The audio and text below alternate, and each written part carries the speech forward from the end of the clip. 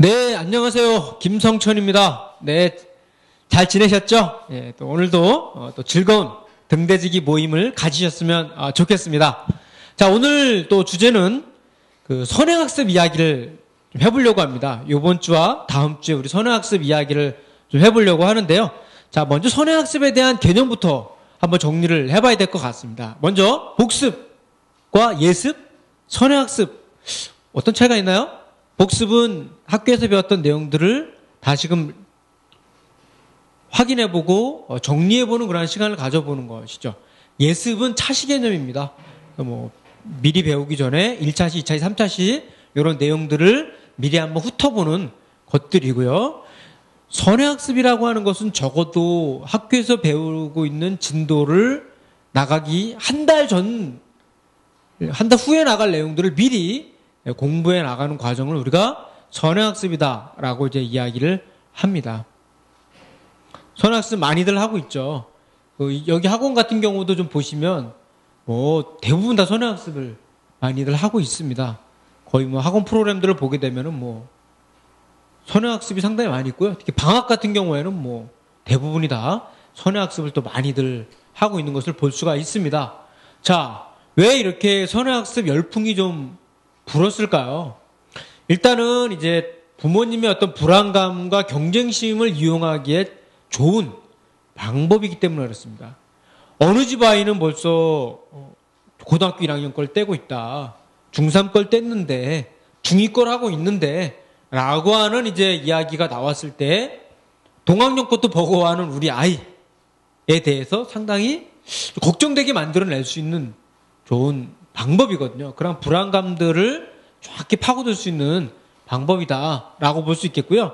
두 번째가 이제 특목고를 유발했던 특목고 입시가 있습니다. 선행학습을 유발했던 어떤 특목고 입시가 있습니다. 지금은 많이 좋아졌거든요.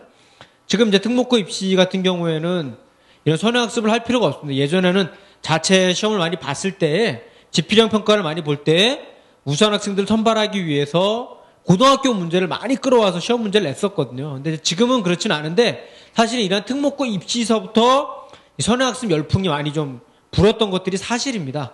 최근 들어서는 많이 이제 이런 것들이 완화되고는 있습니다만 여전히 많은 학원에서는 또 선행학습을 실시하고 있죠. 세 번째로 이제 이 과학고와 연결이 되는 거죠. 아시다시피 과학고는 보통 2년 만에 조기 졸업하는 풍토가 있거든요. 그러니까 이제 선행학습이 사실 열풍이 불기 시작한 것은 과학고와 연결이 됩니다. 과학고 학생들이 아무래도 3년에 배울 걸 2년 만에 마치다 보니까 미리미리 좀 공부를 해둬야지 된다라고 하는 그런 생각들이 있었고 또 입시 과정에 있어서도 외고나 이 과학고 같은 경우에 상당히 어려운 문제를 요구했기 때문에 미리미리 공부를 해둬야지만 입시에 성공할 수 있었던 거죠. 이제 그러한 어떤 전통이 남아 있었던 것이 즉 우수한 학생들을 중심으로 운영되어졌던 그러한 방법이 이제는 일반 학생들에게까지도 많이 알려진 방법으로 적용되는 방법으로 가고 있는 것을 볼 수가 있고요. 또 하나는 이제 고교 교육 과정에 대한 불안감 때문에 그렇습니다. 초등학교나 이제 중학교 교육 과정보다 고등학교 교육 과정이 상당히 점핑을 하게 됩니다. 좀 고난이도 교육 과정이거든요. 어휘라든지 수준 자체가 상당히 어렵고요. 거의 뭐 대학교에 있는 교재의 일부가 거의 뭐 고등학교 내용으로 내려오는 이런 상황이기 때문에 만만치가 않죠. 또 수능 만만치 않습니다. 이제 이렇게 하다 보니까 이런 것들을 대비하려면 뭐 중학교 때부터 미리미리 좀 해야 된다라고 하는 생각 가운데 선행학습이 많이 열풍을 불어져 온 거죠. 그럼 학원에서는 왜 선행학습을 이렇게 강조할까요? 앞서도 잠깐 말씀드렸지만 일단은 이제 개별 지도와 보충 심화를 기대하기 어려운 학원 경영 구조가 있는 거죠. 이 개별이나 보충 심화를 하게 되면 그만큼 많은 비용이 들어가게 됩니다. 학원의 입장에서는 이 방식보다는 선행학습을 해야 하는 것이 사실 비용은 적게 들어간다라는 거고요.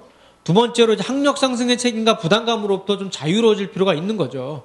왜 그러냐면 지금 당장의 당해학년도의 교육과정을 나가게 되면 아이의 성적을 끌어올려줘야 되는 부담감이 있는데 선행학습을 하게 되면은 벗어나게 되거든요. 그러니까 당장 올라가지 않더라도 내년에, 내후년에 좋아진다라고 하는 이야기가 될 수 있는 거고요.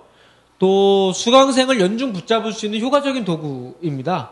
지금 당장 예컨대 1학기 거만 끝나고 그냥 집에 가서 자습을 하는 경우보다는 2학기 것도 해야 되고 내년도 거, 그 다음 학기 거까지 계속 나가줘야 이 학생은 오랫동안 학원을 좀 등록할 가능성이 있는 거죠. 또 하나는 학업 성적이 아주 떨어지는 학생들은 이 선행학습을 해봐야 효과가 없거든요. 그거 들어봐야 따라오지를 못합니다. 그러다 보니까 이제 우수한 학생들을 많이 확보하기 위한 방법으로 선행학습을 또 많이 하고 있는 거죠. 이런 어떤 메커니즘이 분명히 좀 존재하고 있는 것 속에서 오늘날 과도하게 선행학습이 많이 양산되는 것들로 볼 수 있는 것 같습니다. 그럼 뭐 선행학습이 완전히 불필요한 거냐? 그렇지는 않은 것 같습니다. 어떤 기초를 하고 기본까지 하고 복습도 하고 심화까지 했는데 더 이상 할 것이 없는 친구들이 있겠죠. 아주 우수한 학생들. 그런 학생들의 경우에는 뭐 선행으로까지 나갈 수는 있습니다. 그렇지만 대부분의 학생들이 굳이 무리해서 선행학습을 할 필요는 없을 것 같고요. 오히려 좀 복습 중심의 학습을 하는 게 오히려 선행학습에 도움이 분명히 되는 것이 아닌가라는 생각들을 해보게 됩니다. 자, 어쨌든 좀 우리가 선행학습에 대한 고민들을 해봐야 될 것 같은데요. 함께 나눠봤으면 좋겠습니다. 초등학교 입학 전부터 사실 우리가 한글도 아이들 떼서 초등학교 입학을 시키고요. 또 영어 공부도 다 미리미리 많이들 시키시거든요. 수학도 마찬가지인데요. 이런 부모님들이 적지는 않습니다. 우리 부모님들은 어떠한 경험을 갖고 계신가요? 실제로 이제 한글을 떼지 않고 학교에 보냈더니 아이가 되게 고생을 하더라. 남들 다 하니까 안 할 수가 없더라. 학교에서도 그냥 아는 거를 전제로 나가더라. 라고 하소연하신 분들도 좀 상당히 많이 있습니다. 상당히 고민인데요. 사실은 선행학습이라는 게 어찌 보면 뭐 초등학교 입학 전부터 이루어지고 있는 것을 볼 수가 있는데요. 과연 이런 것들이 바람직한 거냐?